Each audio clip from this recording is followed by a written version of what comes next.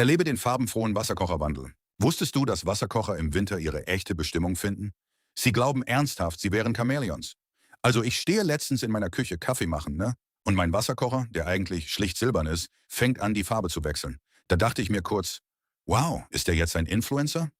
Aber dann wurde mir klar, der kleine Kerl hat sich einfach nur an die Farbe der Küche angepasst, je nachdem, ob die Beleuchtung an oder aus ist.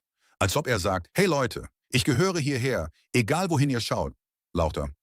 Also ich meine, wenn mein Wasserkocher ein Chamäleon sein will, dann sei es drum. Wer hätte gedacht, dass auch Küchengeräte Persönlichkeitskrisen haben können? Macht das Plus weg für mehr Witze.